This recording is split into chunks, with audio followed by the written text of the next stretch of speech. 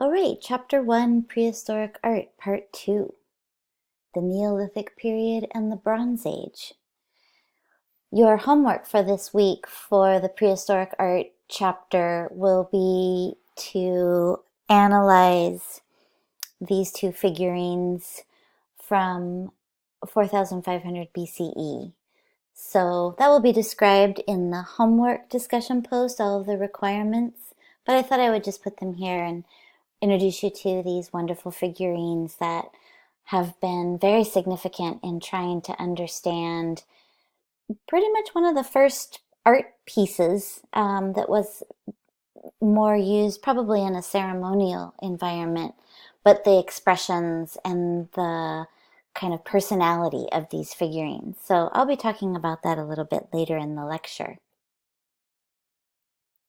So the Neolithic period, the estimated time frame is from around 8000 BCE to around 3000 BCE. And the reason I say estimated is because depending upon the website or the textbook or the article that you might be reading, you're going to see different dates. So that's a pretty wide range of dates that you will see. And some people might say 9000 or 7,000. I just kind of wanted to let you know that depending upon what you're looking at, you might have a slightly different range. And basically what was happening during the Neolithic period is the Ice Age was gradually ending, and that allowed more stability of plant growth, more stability for animals and marine life, and it also allowed for humans to not have to move so much because they oftentimes were moving to get away from wherever was so cold. They were migrating into different parts.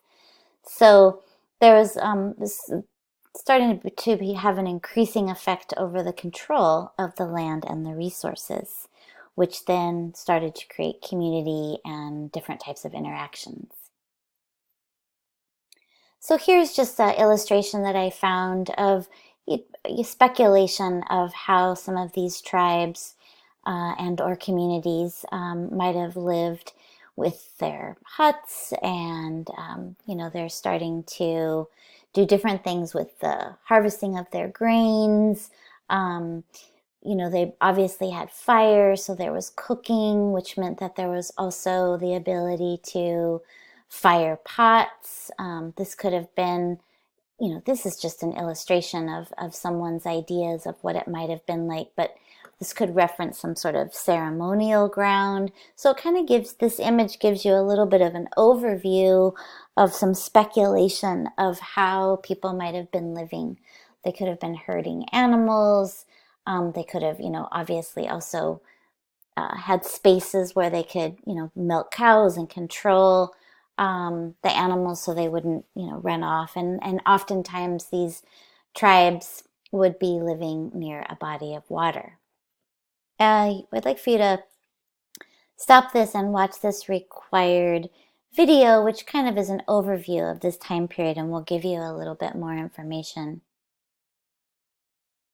Also, you should, in the e-textbook, there was a video that discusses the structure of their homes, what they were used for, and that will be helpful, obviously, for you to watch before you take the essay. But you're starting to see now, the time frame of this particular, again, it's an illustration of how they think these homes would have been constructed from around 7,400 to 6,200 BCE.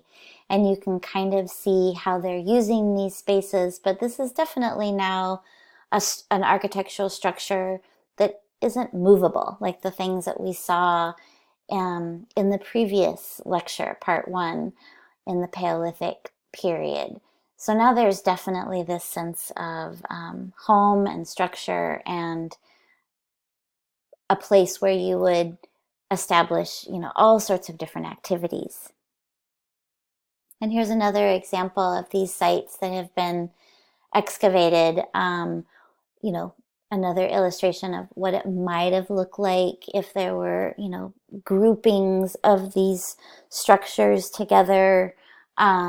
you can see the evidence of information, murals, artwork, so to speak, and or ways of recounting and telling stories, how the rooftops would have been used, and just basically showing you the sophistication and the kind of quote unquote city planning that's happening many, thousands and thousands of years ago. So these folks at this point are much more sophisticated. And just some questions to reflect on as you're watching the video on the Revel e-textbook. So along with these, interior home structures, we also start to see the ceremonial tomb architecture that is happening that we'll be referencing. And again, like we don't really know what these structures would have been used for, but there's speculation that these would have been some sort of ritualistic site. And, different archaeologists will have different ideas about how they would have been used in some sort of association with death and or maybe coming and reflecting on some sort of a higher power, a god that might be connected to nature, since they were obviously incredibly reliant on the seasons and respecting and honoring nature. So you'll notice the language here. These large stones were known as dolmen, and wherein the chamber was formed, you would have these capstones, which would hold this roof-like structure in place. And you'll learn more about that from your textbook as well. So again, as we start to look at these different tombs, that's what they're mostly called, even though, again, we're not really sure what exactly they were used for without a lot of written, there's not documents left to explain to the researchers and the archaeologists. So there's a lot of speculation about these markings on the walls and that there might have been some sort of neuropsychological effect. People might have been taking some sort of hallucinogenics when they enter these spaces. They might have thought that by taking these hallucinogenics, it would have brought them closer to connecting with the deceased relatives that they would have potentially possibly made these sites for, and then it was a place where they would go and honor the relationship that they had with that person. Similar to what your family might do today by having buried a relative, and then you have a gravestone, and so you can go and honor and do whatever works for you in that type of burial situation. But also some archaeologists believe that it could be connected to solstice and the longest day in summer and the shortest day in winter. They're really not sure. There's a lot of speculation.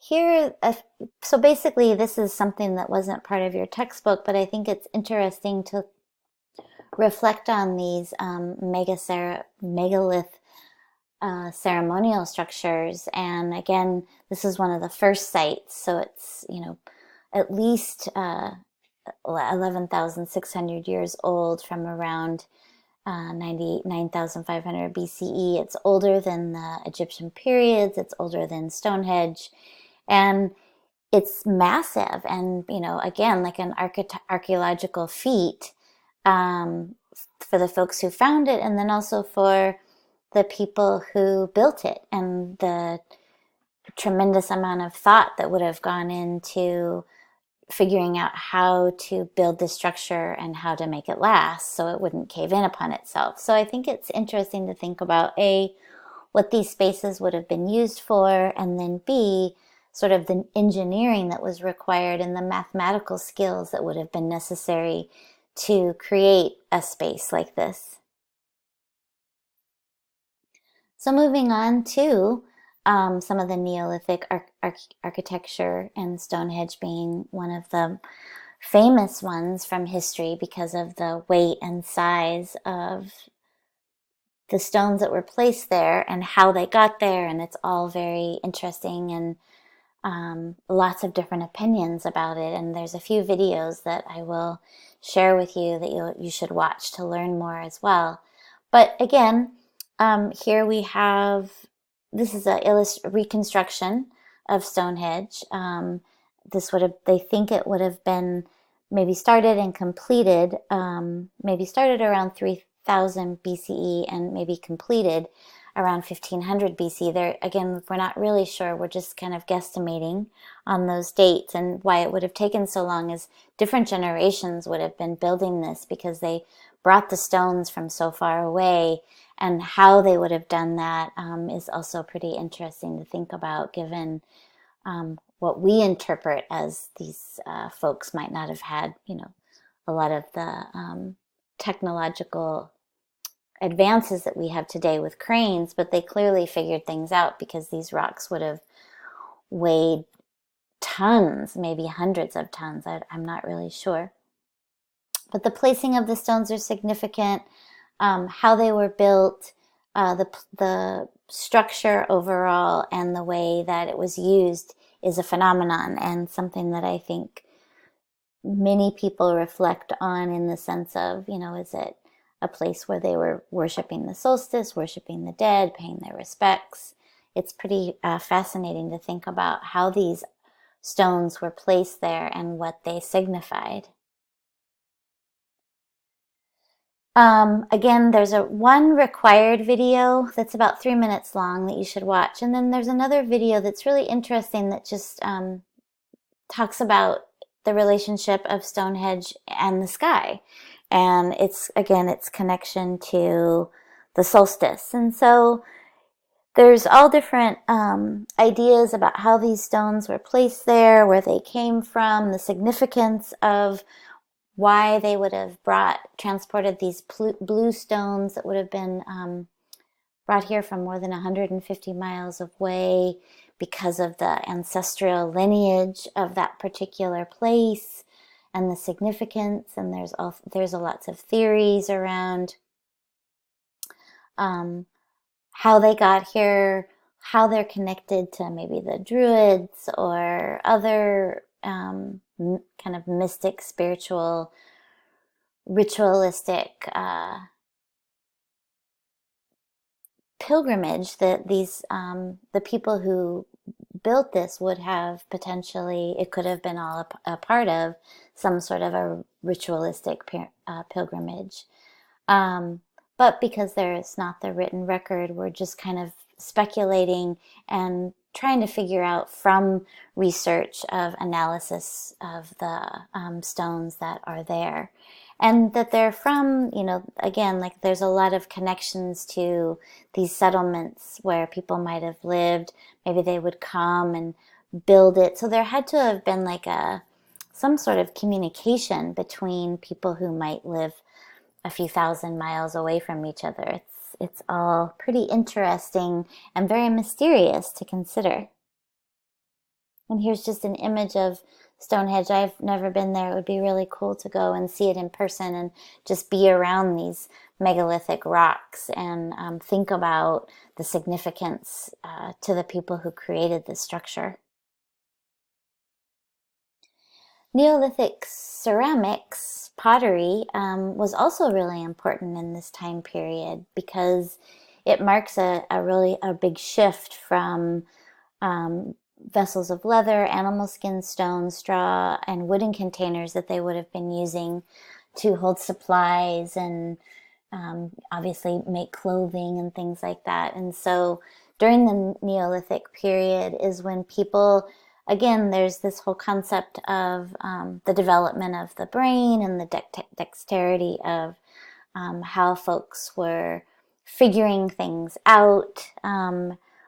And so, clearly they figured out that with this process of shaping the clay with water, making it into forms, letting it harden, I'm sure it was just all sort of an evolution of how they figured out that this clay could be soft, it could be hard and then softened and then reformed and then fired, probably with a fire, but then that would have maybe turned into some sort of kiln. It's pretty interesting to think about the advanced thought process to these different discoveries. And here's from your reading one of the earliest pots that was found in Greece that has a lot of significance. The shape, it would be held in your hand pretty easily, and could have been a bowl. It could have been something to store something in. It could have been used as a cup. But again, like it's very finely shaped. So whoever was making these objects also was an artisan in the sense of the smoothness, and so they must have also created tools to be able to have this structure have the quality that it has. And I forgot to mention, sorry, on this slide, this is a pretty interesting video where they talk about the process of how these pots would have been made, if you want to watch that. And then, like I said, started in the beginning of this lecture, your homework will be to discuss your thoughts on the symbolism behind these figurines that were made 4,500 BCE. And here's just some ideas. You're going to want to do a little bit more research, but the two figures were found together in some sort of a grave, and they're believed to be some of the oldest figurines to depict some sort of emotional state. Introspection is what a lot of archaeologists reflect on with these particular figurines. But you can start to see how the woman is seated directly on the ground with one knee raised. She's almost in a position of some sort of thoughtfulness and prayer, looking up, which is kind of an interesting concept to think about. And then what we think is a male figure, but again, like, we're not really sure. I think that's what a lot of archaeologists have assumed.